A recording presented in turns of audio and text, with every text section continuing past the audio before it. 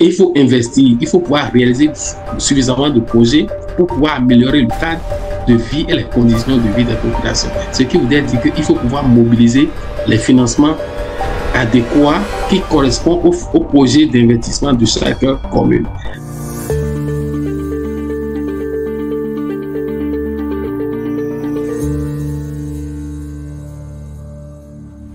Bienvenue sur la chaîne du Bureau d'études ACR Expertise, une chaîne sur laquelle nous parlons essentiellement d'expertise, mais d'expertise africaine.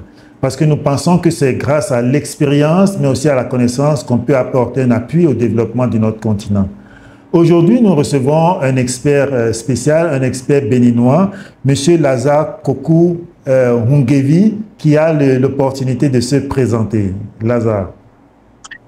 Ok, merci beaucoup. Moi, je m'appelle Hungevi Kokou Lazare. Je suis titulaire d'un diplôme d'études supérieures spécialisé en finance et contrôle de gestion, et un autre DESS en gestion de projet et développement local.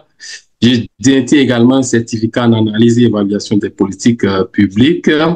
En termes d'expérience professionnelle, je pense que je capitalise déjà près de 21 années d'expérience professionnelle en appui aux collectivités territoriales au Bénin et dans la sous-région ouest africaine. Mes parcours m'ont conduit à travailler sur des projets variés, financés par la Banque mondiale, financés par l'Union européenne et les CTB aujourd'hui qu'on appelle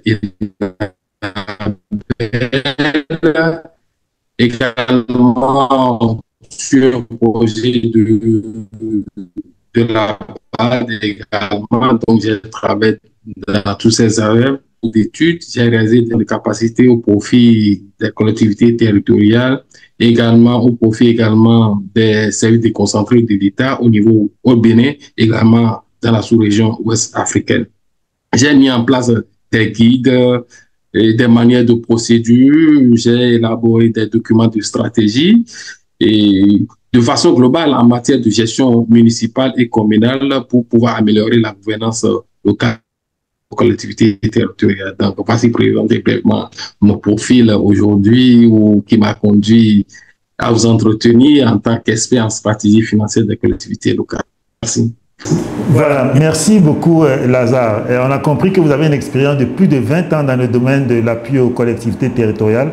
C'est une problématique qui est assez récurrente dans les pays africains. Tous les pays sont en train de passer sur les questions de décentralisation, d'où ce genre d'expertise et d'où la question aussi de pouvoir identifier des sources de financement ou de bâtir des stratégies de financement pour les collectivités territoriales décentralisées. Donc ça reste vraiment un problème épineux.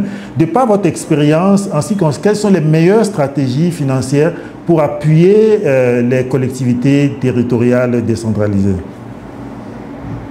Ok, merci. D'abord, ce qu'il faut dire, il faut parler qu'en termes de stratégie, c'est l'ensemble des actions qui sont organisées pour pouvoir atteindre un résultat donné. Ça doit être un résultat beaucoup plus positif. Quand on prend le cas des armées, pour pouvoir gagner une guerre, la haute hiérarchie de l'armée doit pouvoir élaborer sa stratégie pour pouvoir contrer les attaques de l'ennemi. De la même manière, également au niveau de nos collectivités locales qui sont gérées par les élus locaux, qu'on appelle, ça dépend des pays, et le conseil communal à la tête duquel est le maire, doit également élaborer une stratégie pour pouvoir offrir les services de base à la population dans le cadre de la mise en œuvre des politiques publiques qui se trouvent dans les compétences qui sont dévolues, bien transférées au niveau de nos communes. Et ça, nous avons vu que pour mettre en œuvre ces compétences, c'est que les communes sont amenées à élaborer un budget qui est mis en œuvre. Alors, après l'élaboration de ce budget et son exécution à la fin, il faut qu'à des mois donnés, il faut que les gens puissent s'interroger pour dire, mais est-ce que nous sommes dans une bonne trajectoire? Donc, nous avons constaté que chaque fois, par exemple, au niveau de la démocratie locale, qui est un des objectifs de la décentralisation ou qui s'opérarise par l'organisation des élections communales et municipales chaque année, en principe, quand les élus locaux arrivent, ils doivent pouvoir faire un état des lieux de la gestion financière de leur collectivité pour voir quelles sont les performances financières de leur commune avant de se lancer dans la gestion de la commune. Donc, ça ne se fait pas. Donc, ce qui veut dire qu'on se lance peut-être dans une gestion à vue, sans boussole.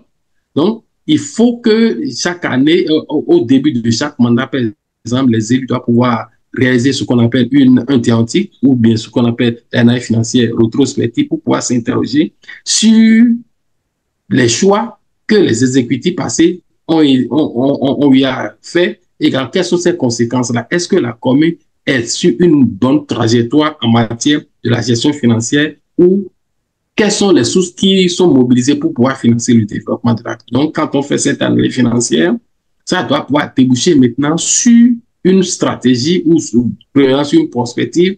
Et cette perspective, c'est comment faire pour projeter les recettes et les dépenses de la commune sur les trois prochaines années à venir pour pouvoir contenir un projet d'investissement.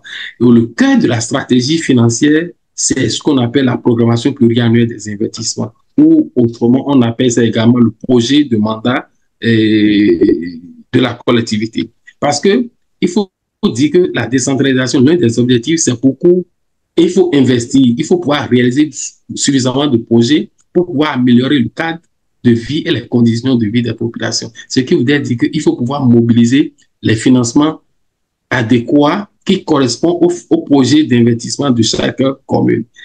Donc, ce travail doit être fait pour pouvoir comprendre est-ce que la commune a les marges de manœuvre réellement. Ce qui également, il faut souligner qu'avant, dans l'analyse financière rétrospective, l'élément le plus important, c'est de déterminer l'épargne de la commune. Et cette épargne, elle est définie comme la différence entre les ressources récurrentes, les recettes de fonctionnement réel et les dépenses de fonctionnement. Est-ce que la commune arrive réellement à dédier les investissements? Il y a plusieurs modes de financement. Par exemple, il y a l'autofinancement. La commune peut faire recours également aux emprunts ou la commune bénéficie des subventions de l'État qui sont la conséquence des compétences qui ont été transférées. Donc, l'État envoie des ressources au niveau de nos communes pour pouvoir financer les compétences qui leur ont été transférées. Donc, la commune doit pouvoir faire un point de tout ça. Est-ce que les dépenses d'investissement que je réalise sont en adéquation avec les ressources que je mobilise? Donc, quand on fait ce point, c'est là où on devine, mais quelles sont les marges de manœuvre dont je dispose maintenant pour pouvoir financer mon projet d'investissement dans le futur? Est-ce que je dois pouvoir améliorer mes ressources propres en améliorant la fiscalité locale? Est-ce que je dois pouvoir recourir à d'autres sources d'emprunt sans pouvoir compromettre le profit financier de ma commune, ou soit la commune, les réserves que j'avais déjà dans le passé, est-ce que ces réserves me suffisent maintenant pour pouvoir financer également les investissements que je suis en train de programmer. Donc, tout ça c'est dans un programme donné que tout ça est élaboré et discuté. Bon, et discuter. Si je peux vous parler, par exemple, le cas de notre pays au Bénin, où nous avons commencé une réforme structurelle de la décentralisation qui s'est opérée et qui a donné lieu au vote d'un code de l'administration territoriale, où il y a une rupture totale entre la planification budgétaire enfant et maintenant. Aujourd'hui, par exemple, maintenant, avant d'élaborer le budget, c'est que le conseil communautaire pourra organiser ce qu'on appelle le débat d'orientation budgétaire. Et ce débat-là est organisé sous la base d'un document qu'on appelle le document communal de programmation budgétaire pluriannuelle. Et pour élaborer ce document-là, il y a deux phases. Il faut pouvoir réaliser d'abord l'analyse financière rétrospective pour pouvoir identifier quelles sont les forces et faiblesses financières de la commune avant d'élaborer la prospective financière. Et dans cette prospective financière, on demande à chaque commune de faire une programmation pluriannuelle dans le programme pluriannuelle financière des investissements que la commune peut réaliser. Donc, il y a des orientations qui sont... Donc, tout ça, là, c'est fait. Et c'est à la suite de cette base-là que le conseil communal donne ces orientations au maire ou bien au secrétaire exécutif avant d'élaborer le budget. Et en ce moment-là, quand on a fait cet exercice-là, c'est moi qui ai élaboré le guide d'élaboration de ce document. Il y a une formation qui a été organisée au profit des 77 communes. C'est à ce niveau que les acteurs se sont rendus compte que, mais avant, il y avait une faiblesse dans notre programmation budgétaire. On ne tenait pas compte de la réalité financière, quelles sont la capacité financière de la commune en matière de réalisation des investissements au niveau de nos communes. Donc aujourd'hui, je peux dire qu'il y a une réforme, il y a une prise de conscience pour que les communes élaborent réellement les documents budgétaires qui correspondent réellement à la capacité de ces communes-là. En matière de financement de nos investissements au Bénin, c'est que, bon, de façon globale en Afrique, Il y a plusieurs sources de financement. Il y a d'abord l'autofinancement qui est dégagé à travers les recettes propres de la commune. Il y a également les emprunts. Et par rapport aux emprunts, je peux dire, par exemple, chez vous au Cameroun, je pense qu'il y a un fonds qu'on appelle FEICOM, je ne sais pas si ça continue, qui sont des institutions financières spécialisées par rapport aux collectivités locales. Donc, ce qui veut dire que les communes peuvent recourir à ces institutions financières spécialisées ou les communes peuvent aller sur le marché des obligations ou soit à la bourse régionale des valeurs mobilières pour pouvoir aller collecter ou aller mobiliser. Mais il y a un préalable. Il faut que la commune, il faut que les collectivités locales aient une bonne capacité d'endettement. La bonne capacité d'endettement, c'est que la commune doit être en mesure de rembourser l'emprunt qu'elle va chercher auprès des institutions financières. Ce qui veut dire qu'elle doit pouvoir améliorer sa capacité à mobiliser les ressources. Et je pense que la mobilisation des ressources propres est un indicateur important pour les bailleurs, que ce soit les institutions financières spécialisées ou bien les institutions classiques qui financent les dépenses d'investissement au niveau de nos communes. Mais en dehors de ça, il faut dire qu'il y a des nouveaux fonds aujourd'hui qui sont apparus, par exemple les fonds carbone, les fonds souverains, ainsi de suite, que les communes peuvent aller mobiliser. Mais au préalable, c'est que la commune doit pouvoir avoir une bonne signature. Avoir une bonne signature, c'est qu'il faut crédibiliser sa gestion. Et pour crédibiliser sa gestion, il y a plusieurs outils, dont l'analyse financière rétrospective dont je suis en train de vous parler. Le banquier qui veut vous passer de l'argent, il faut qu'il s'assure que vos comptes sont vraiment propres, sont sincères. À part l'analyse financière rétrospective, il y a les notations financières par des agences. Je pense que ça, parfois, on le fait. Également, il y a d'autres outils qu'on appelle le PFA. Certaines communes et collectivités utilisent maintenant l'évaluation PFA pour pouvoir crédibiliser, pour montrer aux bailleurs, aux prêteurs que vraiment ma gestion, elle est saine et vous pouvez me faire confiance, ainsi de suite. Donc, voici autant d'outils que nous pouvons utiliser au niveau de nos corps, d'abord pour pouvoir crédibiliser la gestion. Donc, en résumé, il faut dire que la stratégie, d'abord, il faut pouvoir connaître quelle est la situation financière de la commune, quelles sont les conséquences des choix faits par des exécutifs antérieurs. On a un point T et ça permet de voir est-ce que le projet d'investissement dans lequel nous voulons nous lancer, est-ce que nous avons la capacité de pouvoir réaliser. Et si on n'a pas la capacité, quels sont les leviers sur lesquels nous pouvons appuyer pour pouvoir réaliser? Est-ce qu'il faut améliorer nos ressources propres pour pouvoir améliorer l'épargne, l'autofinancement au niveau de la commune? Est-ce qu'il faut aller chercher des ressources extérieures telles que les emprunts sur les marchés, ainsi de suite? Maintenant, est-ce que c'est l'État qui va nous faire? Est-ce que l'État est en mesure de nous envoyer des subventions par rapport aux dépenses que nous avons projetées? En dehors de ces trois sources classiques, il y a également aujourd'hui ce qu'on appelle le partenariat privé, qui est utilisé également pour pouvoir financer les investissements au niveau de nos communes et ainsi de suite. Mais il faut que celui qui vient en temps privé sache que vraiment ce que je peux faire, je peux rentrer dans le fond de ce que je veux investir au niveau de la commune. Donc, voici autant d'éléments en matière de financement de nos collectivités aujourd'hui. Donc, ce qui est proposé, c'est que ça doit rompre avec les pratiques anciennes où on se lance, on n'arrive pas à avoir un état des lieux, une situation exacte de la commune, de la collectivité, avant de projeter les investissements qui sont réalisés pour améliorer le cadre de vie et les services au niveau de nos populations. Mais voilà. Merci beaucoup Lazare pour vraiment ta présentation succincte mais très riche. Alors j'aimerais poser une des questions, sachant que de manière générale, les subventions de l'État arrivent dépendamment des responsabilités ou dépendamment des priorités qu'il y a à ce niveau. La question c'est de savoir au niveau des communes, est-ce qu'ils ont la possibilité de faire des analyses PFA ou bien de bénéficier des analyses PFA? Et est-ce qu'ils ont la possibilité de se faire noter par des agences? Est-ce que vous connaissez des agences qui ont déjà noté des communes? Parce que tout cela entre dans la crédibilité de ces communes.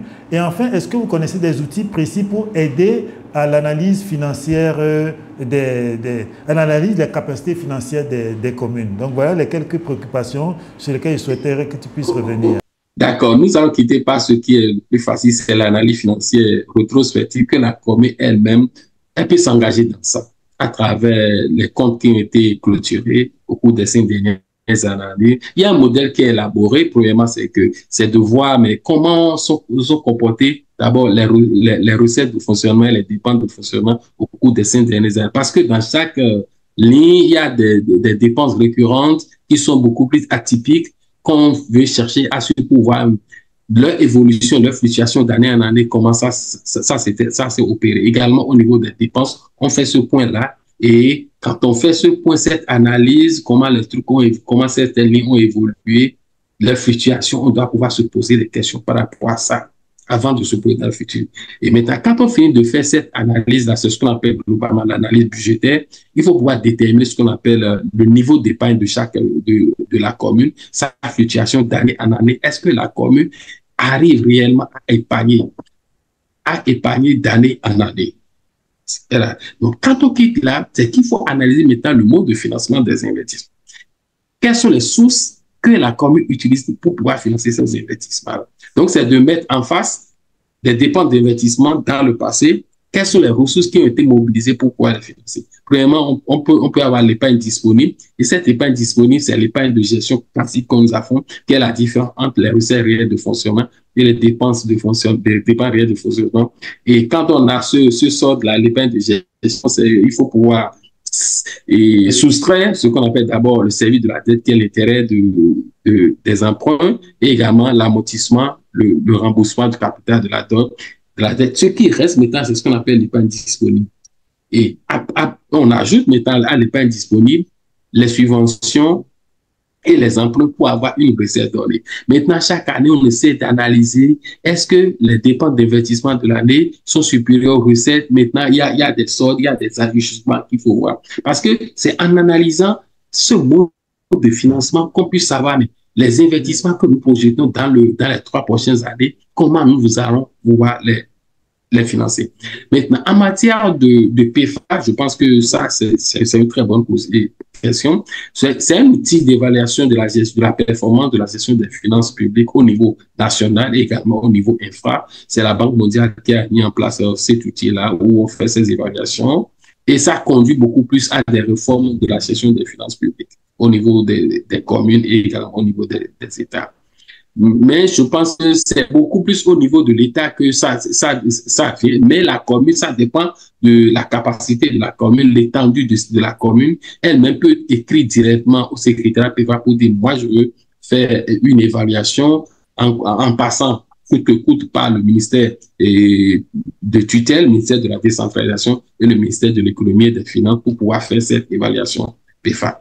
Maintenant, quand on va parler des agences financières de notation telles que Bureau, ainsi de suite, ça dépend, c'est la commune même qui prend contact avec ces agents mais je pense que c'est des trucs qui sont un peu, c'est lourd, mais pour pouvoir crédibiliser, pour avoir la qualité de sa signature. Parce que si l'agence de notation, vous avez la note peut-être si c'est A+, B+, sa classification, vous avez, si on note votre commune que c'est A+, B, c'est B+, si vous déposez ça, c'est signé par l'agence, là, vous déposez ça dans une banque, une institution financière, on sait vraiment quelle est la valeur de votre commune, quelle est la qualité de signature que vous avez. Donc, à partir de là, facilement, cette institution financière, elle est beaucoup plus favorable à vous accorder des lignes de crédit pour pouvoir financer vos investissements.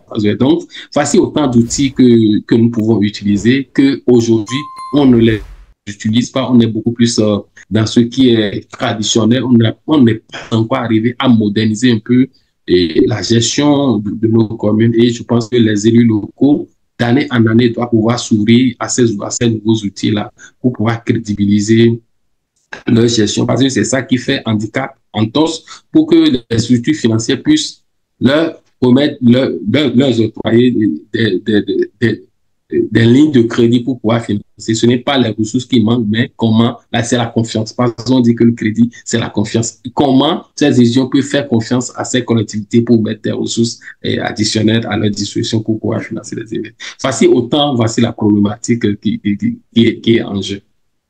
Merci beaucoup, Lazare. La question de la confiance est très importante. Hein. C'est ça qui permet effectivement d'accompagner le développement et le financement des communes. Merci infiniment pour ta disponibilité. Donc, on est arrivé au terme de l'échange et on sait que tu es un consultant de plus de 20 ans et que tu peux accompagner en termes de formation, de conseils ou d'appui les communes ou bien les élus locaux ou bien simplement les experts qui souhaitent pouvoir bénéficier de tes conseils. Merci encore une fois. Et donc, nous, au niveau du bureau ACA Expertise, notre objectif, c'est chaque fois de pouvoir valoriser les compétences africaines. Donc, pour la prochaine fois, on va certainement peut-être développer d'autres sujets qui vont entrer peut-être en détail sur les questions de mobilisation de ces financements. Merci infiniment et puis à très bientôt alors. ACA Consulting est la plateforme créée par le bureau d'études ACA Expertise dans le but de connecter les experts et les consultants de divers domaines. Notre vision est de valoriser les compétences africaines en mettant en place un système de réseautage et de renforcement des capacités. Vous êtes consultant, vous cherchez de nouvelles opportunités, vous trouverez sur la plateforme des missions quotidiennes dans divers domaines qui y sont publiés. Nos webinaires thématiques vous permettent de mieux comprendre le marché, d'enrichir vos compétences et de profiter des conseils pratiques d'autres experts. Élargissez votre réseau en vous connectant à d'autres consultants. Partagez votre expérience et créez de nouveaux consortia. Profitez des conseils pratiques et des ressources spécialement conçues pour optimiser votre activité de consultant. Rejoignez ACA Consulting et faites partie de la communauté qui transforme le paysage du conseil en Afrique. Pour plus d'informations, veuillez nous contacter au numéro ci-après. ACA Consulting, la valorisation de l'expertise africaine.